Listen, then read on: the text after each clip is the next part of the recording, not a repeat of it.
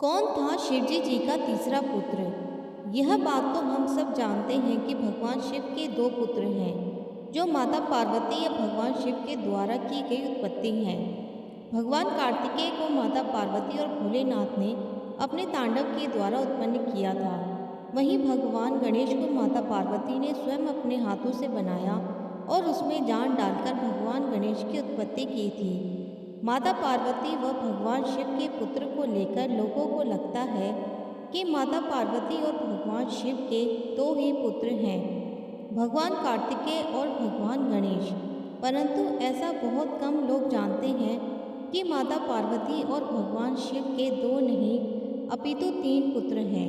माता पार्वती और भगवान शिव के तीसरे पुत्र का नाम है जालंधर। जालंधर की उत्पत्ति भगवान शिव की तीसरी आंख से उत्पन्न तेज से हुई है। पौराणिक मान्यता है कि भगवान शिव की तीसरी आंख से तेज पुंज प्रकट हुआ तो समस्त पृथ्वी उस तेज के प्रभाव से जलने लगी। तब देवताओं ने भगवान विष्णु से उससे पृथ्वी को बचाने का उपाय पूछा। तब उन्हीं के परामर्श से उस पुंज को समुद्र में डाल दिया गया, जिससे जालंधर की उत्पत्ति हुई। समय चक्र के साथ साथ जालंधर धीरे धीरे बढ़ने लगा, परंतु वह ये नहीं जानता था कि उसके माता पिता कौन है।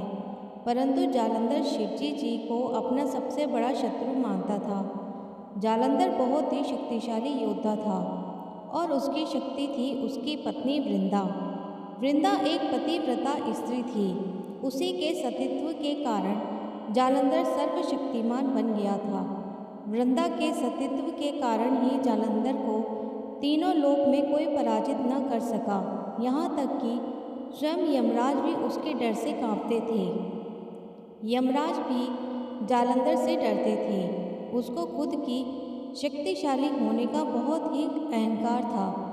इसी अहंकार के मद में वह अपनी पत्नी को अनदेखा कर सभी देवी देवताओं की पत्नियों को परेशान सताने लगा। जालंधर यह बात जानता था कि उसकी शक्ति के आगे कोई नहीं टिक सकता सिवाय भगवान शिव के। इसलिए उसने खुद को सर्वशक्तिमान दिखाने के लिए सबसे पहले इंद्र पर आक्रमण किया और इंद्र को हराकर स्वर्ग को अधिपति बन गया। वैकुंठ पर आक्रमण। उसके बाद उसने भगवान विष्णु पर आक्रमण किया। क्योंकि वो शिव के तेज से उत्पन्न हुआ था, इसलिए स्वयं शिव ही उसे मार सकते थे।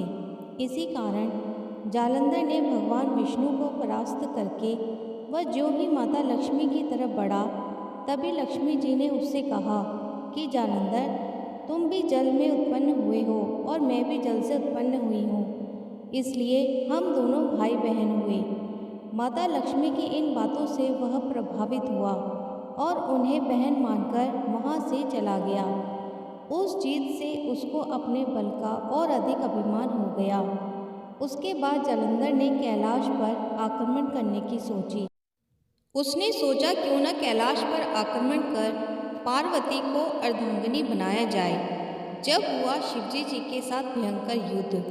अगले दिन उसने अपनी सेना को साथ लेकर कैलाश पर चढ़ाई कर दी।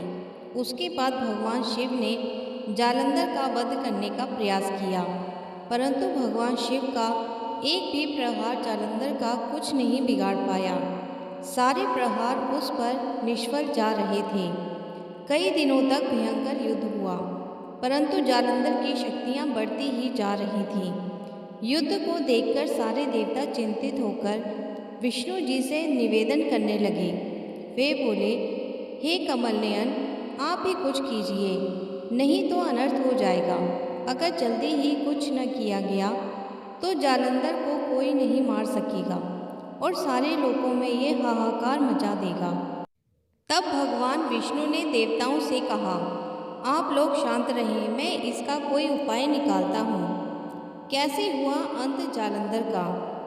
तब विष्णु जी जालंधर का रूप लेकर वृंदा के पास गए। वृंदा को लगा ये उसके पति जालंधर ही हैं। वह जान ही नहीं पाई कि यह भगवान विष्णु है। इससे वृंदा का प्रतिव्रत टूट गया और जालंधर की शक्तियाँ भी धीरे धीरे क्षीण होने लगी। तभी भगवान शिव ने जालंधर का वध कर दिया। पतिव्रत टूटने के बाद वृंदा ने आत्मदाह कर लिया।